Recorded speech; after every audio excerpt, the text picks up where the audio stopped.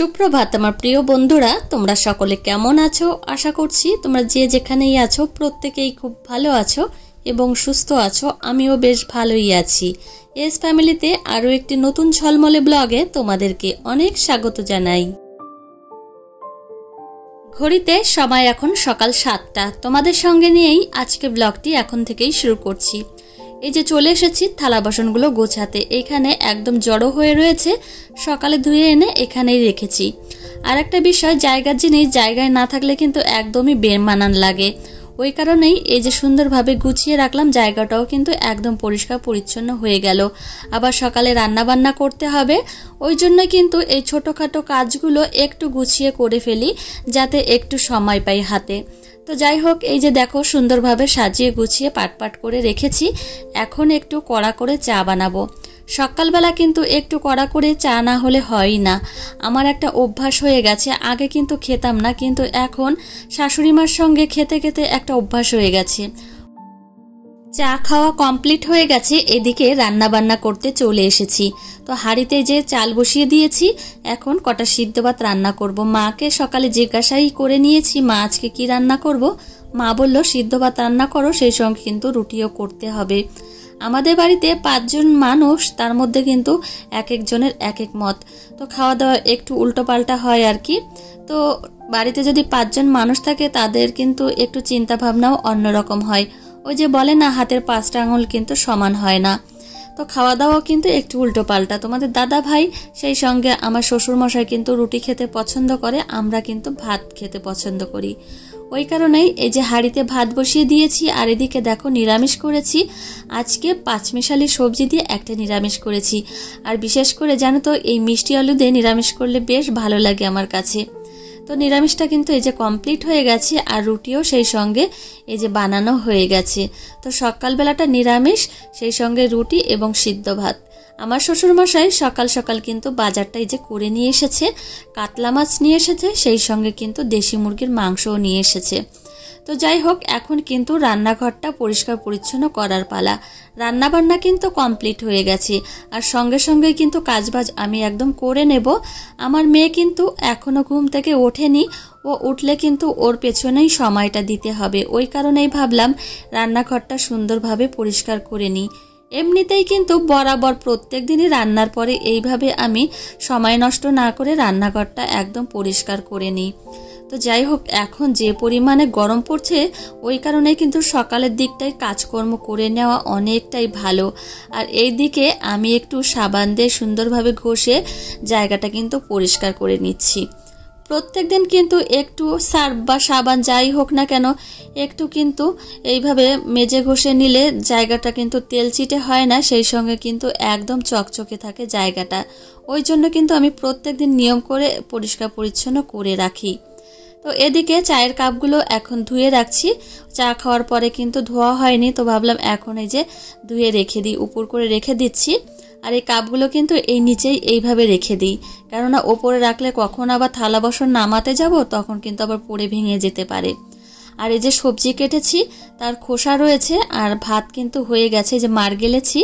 এখন কিন্তু একটা বালতি আছে বাইরে, সেইখানেই কিন্তু এই সবজিগুলো আর এই ফ্যান রেখে আসবো। আর এই জায়গাটা মুছে একদম পরিষ্কার করে রাখবো। তো যাই হোক, আমি কাজগুলো কিন্তু একটু গুছিয়ে করি জন্য আমার কিন্তু অনেকটা কষ্ট কম হয়। তো এইদিকে দেখো জায়গাটা সুন্দরভাবে মোছা হয়ে গেছে, সেই সঙ্গে কিন্তু আমার মাম্মামও ঘুম থেকে উঠে গেছে। একজন দিদি ভাই আমাকে কিন্তু কমেন্ট করেছিল, সত্যি কথা বলতে কমেন্ট করলে আমার খুব ভালো লাগে। আমার ভুলগুলো যদি বলে দাও তাহলে সত্যিই খুব ভালো লাগে। একজন দিদি ভাই আমাকে একটা কমেন্ট করে জানিয়েছিলে যে মাম্মামের যে বয়স, এই বয়সে ব্রাশ না করালেই হয়। আসল কথা কি জানো তো, কয়েকটা জিনিস আমি লক্ষ্য করে ওকে ব্রাশটা করাই। সেটা হচ্ছে, ওর মুখে এখন অনেক দাঁত হয়েছে, সেই সঙ্গে কিন্তু ও এখন মাছ খায়, ভাত খায়, সেই সঙ্গে দুধও খায়। ওই কারণেই কিন্তু মুখের মধ্যে গন্ধ হতে পারে বা ক্যাভিটি হতে পারে, ওই কারণেই কিন্তু আমি ওকে দাঁত ব্রাশ করিয়ে দিই। এই হচ্ছে ব্যাপার। আর তেমনভাবে করাই না, যে নর্মালি যেভাবে বাচ্চাদের ব্রাশ করাই সেইভাবেই কিন্তু করাই। তো এদিকে মাম্মামকে কিন্তু একটু জল দিয়েছি খেতে, মাম্মাম জল খাচ্ছে। ঘড়িতে সময় এখন সকাল 11টা। এই যে আঙুর নিয়ে এসেছি, এখন মাম্মামকে একটু আঙুরের রস করে খাওয়াবো। এখন যে পরিমাণে গরম পড়ছে, প্রত্যেক দিন কিন্তু নিয়ম করে একটু মাম্মামকে এইভাবে ফলের জুস কিন্তু খাওয়াচ্ছি।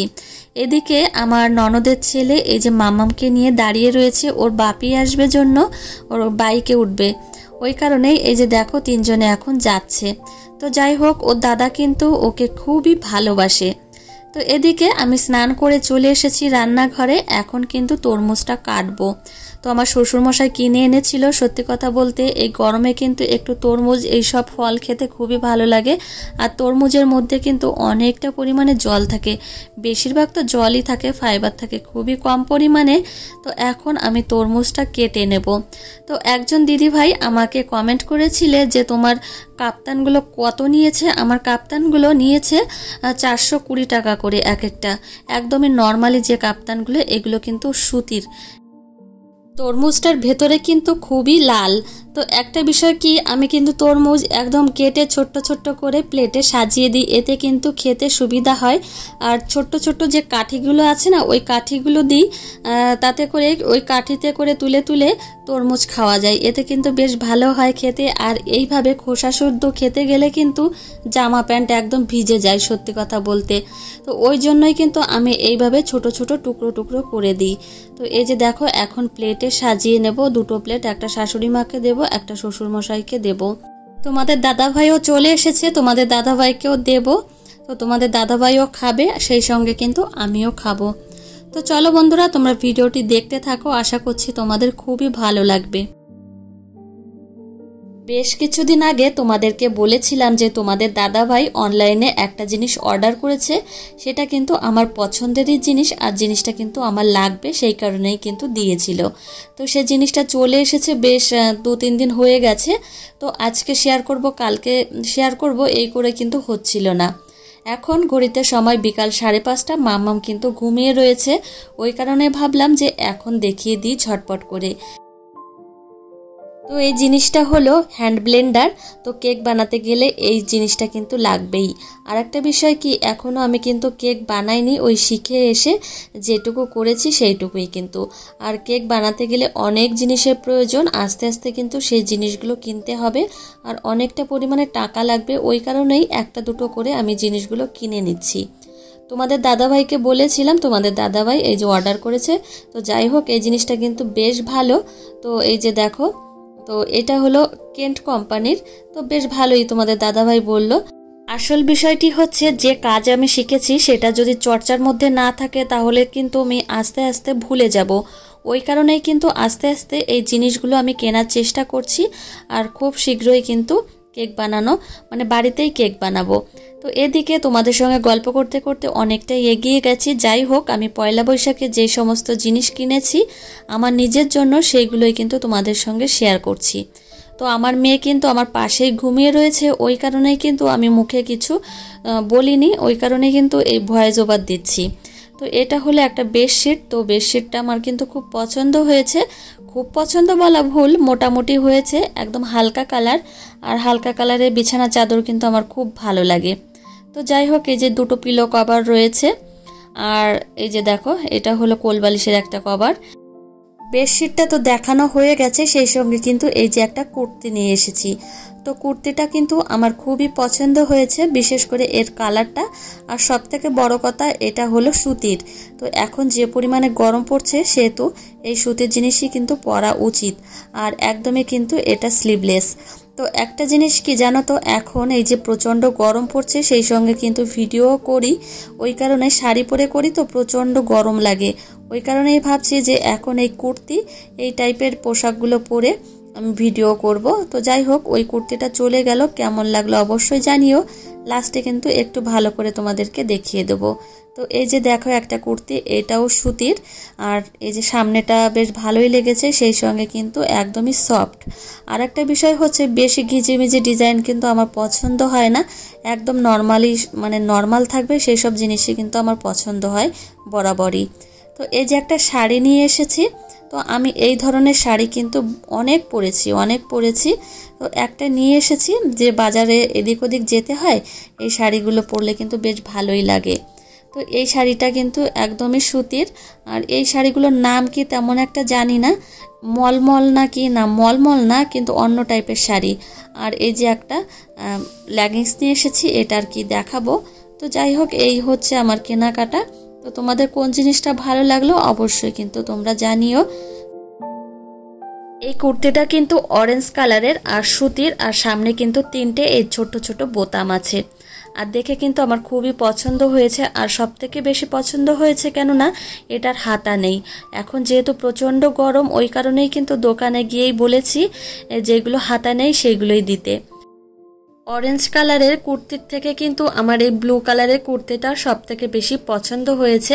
আর এটার কাপড় কিন্তু একদমই নরম, তো ওইটার থেকে দামের পার্থক্য একটু হলেও বেশি এইটা। তো যাই হোক, এটা যখন পরবো তখন তোমরা জানতেই পারবে। আর দুটোর সঙ্গে ম্যাচিং করে একটা লেগিংস এনেছি, দুটোর সঙ্গেই কিন্তু পরা যাবে। আর এই শাড়িটা তোমাদের একদিন পরে দেখাবো, হয়তো বাপের বাড়িতে যাব বা কোথায় যাব তখন পরে যাব। তো আমার শাড়িটার কালারটা কিন্তু বেশ পছন্দ হয়েছে। আর এই কালারটা কিন্তু আমি আগে পরিনি, মানে এই সুতির কাপড়ের মধ্যে আগে কখনো পরিনি, তো ওই কারণেই কিন্তু আনলাম। যাই হোক, আমি এদিকে ভিডিওটা কমপ্লিট করলাম। আমার মাম্মাম কিন্তু এখনও ঘুমিয়েই রয়েছে, আর এদিকে কিন্তু আমার ভিডিওটা কমপ্লিট হয়ে গেছে। তো যাই হোক, কেমন লাগলো শাড়িটা তোমাদের অবশ্যই জানিও। আর এটার কিন্তু পাড়ের দিকে একটু গোল্ডেন জরির পাড় আছে, আর আমি বলেছিলাম যে পাড়ের দিকে একটু গোল্ডেন জরির পাড় থাকবে, মানে ইঞ্চি মতো সেরকম আমি বলেছিলাম। তো সেই টাইপের এই যে শাড়ি বের করেছিল। আর এই যে দেখো, সব জিনিসগুলো আমার কেমন লেগেছে অবশ্যই জানিও। তো চলো আমার প্রিয় বন্ধুরা, আজকে ব্লগটি এখানেই শেষ করছি, আর তোমাদের সঙ্গে দেখা হবে পরে ব্লগে।